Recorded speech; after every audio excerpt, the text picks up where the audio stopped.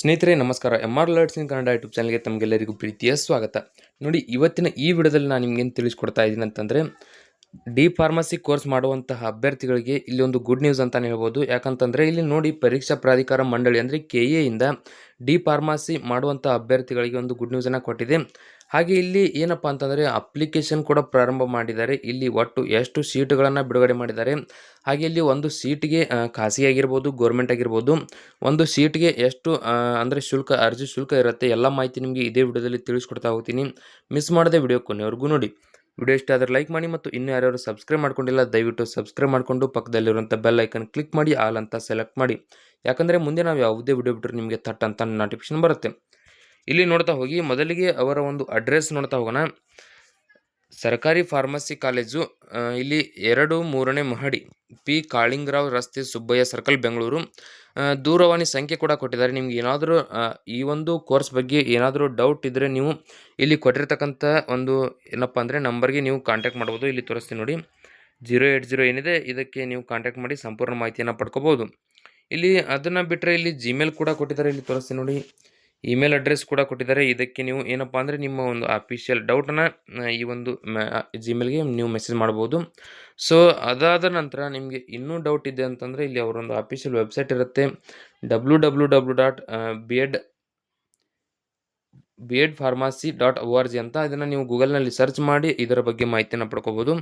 ಈಗ ಇದರ ಒಂದು ಮಾಹಿತಿಯನ್ನು ನೋಡ್ತಾ ಹೋದರೆ ನೋಡಿ, ಪ್ರವೇಶ ಪ್ರಕಟಣೆ ಪರೀಕ್ಷಾ ಪ್ರಾಧಿಕಾರ ಮಂಡಳಿ ಹಾಗೂ ಬೆಂಗಳೂರು ವತಿಯಿಂದ 2025-26ನೇ ಶೈಕ್ಷಣಿಕ ಸಾಲಿನ ಸರ್ಕಾರಿ ಔಷಧ ವಿಜ್ಞಾನ ಮಹಾವಿದ್ಯಾಲಯ ಬೆಂಗಳೂರು ಮತ್ತು ಕರ್ನಾಟಕದ ಖಾಸಗಿ ಡಿ ಫಾರ್ಮಸಿ ವಿದ್ಯಾಸಂಸ್ಥೆಗಳಲ್ಲಿರುವ ಸರ್ಕಾರಿ ಕೋಟಾದಡಿಯಲ್ಲಿ ಪ್ರಥಮ ಡಿ ಫಾರ್ಮಸಿ ಕೋರ್ಸಿನ ಸೀಟುಗಳ ಪ್ರವೇಶಾತಿಗಾಗಿ ಕರ್ನಾಟಕ ಮತ್ತು ಕರ್ನಾಟಕೇತರ ಅರ್ಹ ಆಸಕ್ತ ವಿದ್ಯಾರ್ಥಿಗಳಿಂದ ಅರ್ಜಿಗಳನ್ನು ಆಹ್ವಾನಿಸಲಾಗಿದೆ. ಸೊ ಇಲ್ಲಿ ನೋಡಿ, ಏನಪ್ಪ ಅಂತಂದರೆ ಡಿ ಫಾರ್ಮಸಿ ಕೋರ್ಸಿನ ಅಂದರೆ ಇಲ್ಲಿ ಗೋರ್ಮೆಂಟ್ ಅಂದರೆ ಹೇಳ್ಬೇಕಂತಂದರೆ ನೋಡಿ, ಸರ್ಕಾರಿ ಕೋಟಾದಡಿಯಲ್ಲಿ ಇಲ್ಲಿ ಪ್ರಥಮ ಡಿ ಫಾರ್ಮಸಿ ಕೋರ್ಸಿನ ಸೀಟುಗಳ ಬಗ್ಗೆ ಒಂದು ಏನಪ್ಪ ಅಂದರೆ ಪ್ರವೇಶಾತಿಗಾಗಿ ಕರ್ನಾಟಕ ಮತ್ತು ಕರ್ನಾಟಕೇತರ ಅರ್ಹ ಮತ್ತು ಆಸಕ್ತ ಅಭ್ಯರ್ಥಿಗಳಿಗೆ ಇಲ್ಲಿ ಏನಪ್ಪ ಅಂದರೆ ಅಪ್ಲಿಕೇಶನ್ನ ಕರೆದಿದ್ದಾರೆ. ಸೊ ಸರ್ಕಾರಿ ಕಾಲೇಜಿನ ಒಟ್ಟು ಸೀಟುಗಳ ಸಂಖ್ಯೆ ಬಂದುಬಿಟ್ಟು 60 ಇರುತ್ತೆ. ಹಾಗೂ ಖಾಸಗಿ ಶಿಕ್ಷಣ ಸಂಸ್ಥೆಗಳಲ್ಲಿ ಸರ್ಕಾರಿ ಕೋಟಾದ ಒಟ್ಟು ಸೀಟುಗಳ ಸಂಖ್ಯೆ 4,000ಗಳಾಗಿರುತ್ತದೆ. ಸೊ ಏನಪ್ಪ ಅಂದರೆ ಇದೊಂದು ಗುಡ್ ನ್ಯೂಸ್ ಅಂತಲೇ ಹೇಳ್ಬೋದು. ಯಾಕಂತಂದರೆ ಇಲ್ಲಿ ಗೌರ್ಮೆಂಟ್ ಕಾಲೇಜಿನ ಒಟ್ಟು ಸೀಟುಗಳು 60, ಹಾಗೆ ಖಾಸಗಿ ಶಿಕ್ಷಣ ಸಂಸ್ಥೆಗಳಲ್ಲಿ ಸರ್ಕಾರಿ ಕೋಟಾದ ಒಟ್ಟು ಸೀಟುಗಳು, ಸಂಸ್ಥೆ ಖಾಸಗಿ ಆಗಿರ್ಬೋದು, ಆದರೆ ಏನಪ್ಪ ಅಂದರೆ ನಿಮ್ಮ ಒಂದು ಸೀಟು ಗೌರ್ಮೆಂಟ್ ಆಗಿರುತ್ತೆ, ಅಲ್ಲಿ ಒಟ್ಟು 4,000 ಏನಪ್ಪ ಅಂದರೆ ಸೀಟುಗಳನ್ನು ಕನ್ಫರ್ಮ್ ಮಾಡಲಾಗಿದೆ. ಸೊ ಈ ಪ್ರಕ್ರಿಯೆಯು ಕರ್ನಾಟಕ ಪರೀಕ್ಷಾ ಪ್ರಾಧಿಕಾರ ಅಂದರೆ KE ರವರಿಂದ ನಡೆಸಲಾಗುತ್ತೆ. ಅರ್ಹ ಮತ್ತು ಆಸಕ್ತ ಅಭ್ಯರ್ಥಿಗಳು ಏನಪ್ಪ ಅಂದರೆ ಹೆಚ್ಚಿನ ವಿವರಗಳಿಗಾಗಿ ಕರ್ನಾಟಕ ಪರೀಕ್ಷಾ ಪ್ರಾಧಿಕಾರ ವೆಬ್ಸೈಟ್ kea.kar.nic.in ಇದನ್ನು ನೀವು ಏನಪ್ಪ ಅಂದರೆ ಗೂಗಲ್ನಲ್ಲಿ ಸರ್ಚ್ ಮಾಡಿ ಅನುಸರಿಸಲು ತಿಳಿಸಲಾಗಿದೆ. ಸೊ ಈ ಒಂದು ಲಿಂಕ್ ಬೇಕಂದರೆ ಇದೇ ವಿಡಿಯೋ ಕೆಳಗಡೆ ಡಿಸ್ಕ್ರಿಪ್ಷನಲ್ಲಿ ಕೊಟ್ಟಿರ್ತೀನಿ, ಅದರ ಮೇಲೆ ಕ್ಲಿಕ್ ಮಾಡಿ ನೀವು ಡೈರೆಕ್ಟಾಗಿ ಏನಪ್ಪ ಅಂದರೆ ಇದರ ಒಂದು ಮಾಹಿತಿಯನ್ನು ಪಡ್ಕೋಬೋದು.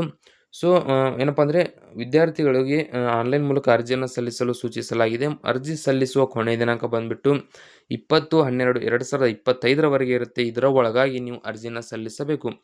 ಇನ್ನೂ ಯಾರ್ಯಾರು ಈ ಒಂದು ಹುದ್ದೆ ಏನಪ್ಪ ಅಂದರೆ ಹುದ್ದೆಗೆ ಅರ್ಜಿಯನ್ನು ಸಲ್ಲಿಸಿಲ್ಲ, ಅಥವಾ ಏನಪ್ಪ ಅಂದರೆ ಈ ಒಂದು ಕೋರ್ಸ್ಗಾಗಿ ಕಾಯ್ತಾ ಇದ್ರು ಗೌರ್ಮೆಂಟ್ ಸೀಟ್ಗಾಗಿ, ಅಂಥವ್ರಿಗೆ ಈ ಒಂದು ವಿಡಿಯೋ ಶೇರ್ ಮಾಡಿ, ಅವರಿಗೆ ತುಂಬ ಸಹಾಯವಾಗುತ್ತೆ.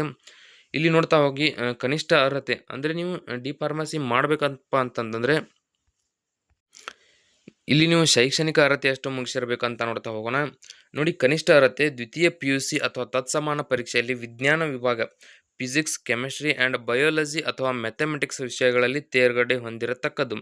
ಅಂದರೆ PCMB ಅಥವಾ ಏನಪ್ಪ ಅಂದರೆ PCMB ನೀವು ಸಬ್ಜೆಕ್ಟನ್ನು ತೆಗೆದುಕೊಂಡು PUCಲಿ ಪಾಸಾಗಿದ್ದರೆ ಈ ಒಂದು ನೀವು ಕೋರ್ಸ್ಗಾಗಿ ಅಪ್ಲಿಕೇಶನ್ ಹಾಕ್ಬೋದು. ಹಾಗೆ ಶುಲ್ಕ ಕೊಟ್ಟಿದ್ದಾರೆ ನೋಡ್ತಾ ಹೋಗಿ, ಕರ್ನಾಟಕದ ವಿದ್ಯಾರ್ಥಿಗಳಿಗೆ 14,300 ರೂಪಾಯಿ ಇರುತ್ತೆ. ಹಾಗೆ ಕರ್ನಾಟಕೇತರ ವಿದ್ಯಾರ್ಥಿಗಳಿಗೆ 17,500 ರೂಪಾಯಿ. ಇದು ಏನಪ್ಪ ಅಂತಂದರೆ ಸರ್ಕಾರಿ ಕೋಟಾದ ಸೀಟಿಗೆ ಮಾತ್ರ ಇಷ್ಟು 17,500 ರೂಪಾಯಿ ಇರುತ್ತೆ. ಕೌನ್ಸ್ಲಿಂಗ್ ಯಾವ ರೀತಿ ಇರುತ್ತೆ ಅಂತ ನೋಡ್ತಾ ಹೋಗಿ, ನೋಡಿ, ಮೊದಲನೇದಾಗಿ ಕರ್ನಾಟಕದ ವಿದ್ಯಾರ್ಥಿಗಳಿಗೆ ಕ್ಯಾಟಗರಿ ಸೀಟುಗಳ ಹಂಚಿಕೆ, ನಂತರ ಡಿ ಕ್ಯಾಟಗರೈಸ್ಡ್ ಸೀಟುಗಳ ಹಂಚಿಕೆ ಮಾಡಲಾಗುವುದು. ಇದಾದ ನಂತರ ಎರಡನೇದಾಗಿ ಕರ್ನಾಟಕದ ವಿದ್ಯಾರ್ಥಿಗಳಿಗೆ ಡಿ ಕ್ಯಾಟಗರೈಸ್ಡ್ ಸೀಟುಗಳ ಹಂಚಿಕೆ, ನಂತರ ಉಳಿಕೆಯಾದ ಸೀಟುಗಳನ್ನು ಕರ್ನಾಟಕೇತರ ವಿದ್ಯಾರ್ಥಿಗಳಿಗೆ ಹಂಚಿಕೆ ಮಾಡಲಾಗುವುದು. ನೋಡಿ ಕರೆಕ್ಟಾಗಿ ಈ ಒಂದು ಇನ್ಫಾರ್ಮೇಷನ್ನ ನೀವು ತಿಳ್ಕೋಬೇಕು. ಯಾವುದೇ ರೀತಿ ಏನಪ್ಪ ಅಂದರೆ ಕನ್ಫ್ಯೂಸ್ ಆಗಕ್ಕೆ ಹೋಗಬೇಡಿ. ಮೊದಲಿಗೆ ಏನಪ್ಪ ಅಂತಂದರೆ ಕರ್ನಾಟಕ ವಿದ್ಯಾರ್ಥಿಗಳಿಗೆ ಕ್ಯಾಟಗರಿ ಸೀಟುಗಳ ಹಂಚಿಕೆ ಮಾಡ್ತಾರೆ. ಇದಾದ ನಂತರ ಡಿ ಕ್ಯಾಟಗರೈಸ್ಡ್ ಸೀಟುಗಳ ಹಂಚಿಕೆ ಮಾಡಲಾಗುವುದು.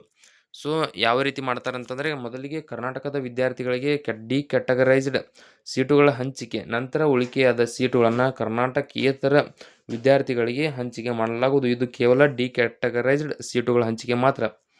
ಸೊ ಇಲ್ಲಿ ಆನ್ಲೈನ್ KE ಅಪ್ಲಿಕೇಶನ್ ಫೀಸ್ ಬಂದುಬಿಟ್ಟು ಕರ್ನಾಟಕದ ವಿದ್ಯಾರ್ಥಿಗಳಿಗೆ 600 ರೂಪಾಯಿ ಇರುತ್ತೆ. ಕರ್ನಾಟಕೇತರ ವಿದ್ಯಾರ್ಥಿಗಳಿಗೆ 1500 ರೂಪಾಯಿ ಇರುತ್ತೆ. ಸೊ ಕರೆಕ್ಟಾಗಿ ನೋಡಿಕೊಂಡು ಅರ್ಜಿಯನ್ನು ಸಲ್ಲಿಸಿ. ಈ ವಿಡಿಯೋದಲ್ಲಿ ಇಷ್ಟೇ ಇರುತ್ತೆ. ವಿಡಿಯೋದಲ್ಲಿ ನಿಮ್ಗೆ ಏನಾದರೂ ಡೌಟ್ ಇದ್ದರೆ ಕಮೆಂಟ್ ಮಾಡಿ. ಹಾಗೆ ಇನ್ನೂ ಯಾರು ಸಬ್ಸ್ಕ್ರೈಬ್ ಮಾಡ್ಕೊಂಡಿಲ್ಲ ದಯವಿಟ್ಟು ಸಬ್ಸ್ಕ್ರೈಬ್ ಮಾಡಿಕೊಂಡು ಪಕ್ಕದಲ್ಲಿರುವಂಥ ಬೆಲ್ ಐಕನ್ ಕ್ಲಿಕ್ ಮಾಡಿ ಆಲ್ ಅಂತ ಸೆಲೆಕ್ಟ್ ಮಾಡಿ. ಯಾಕಂದರೆ ಮುಂದೆ ನಾವು ಯಾವುದೇ ವಿಡಿಯೋ ಬಿಟ್ಟರೆ ನಿಮಗೆ ಥಟ್ ಅಂತ ನೋಟಿಫಿಕೇಶನ್ ಬರುತ್ತೆ. ಈ ಒಂದು ನಿಮಗೆ ಏನಪ್ಪ ಅಂದರೆ PDF ಬೇಕಂದರೆ ಇದೇ ವಿಡಿಯೋ ಕೆಳಗಡೆ ಡಿಸ್ಕ್ರಿಪ್ಷನಲ್ಲಿ ಟೆಲಿಗ್ರಾಮ್ ಚಾನಲ್ ಲಿಂಕ್ ಕೊಟ್ಟಿರ್ತೀನಿ. ಅದರ ಮೇಲೆ ಕ್ಲಿಕ್ ಮಾಡಿ ಜಾಯ್ನ್ ಆಗಿ. ಅದರಲ್ಲಿ ನಿಮಗೆ ಈ ಒಂದು PDF ಆಗಿರ್ಬೋದು ಎಲ್ಲ ಮಾಹಿತಿ ಕೂಡ ಸಿಗುತ್ತೆ.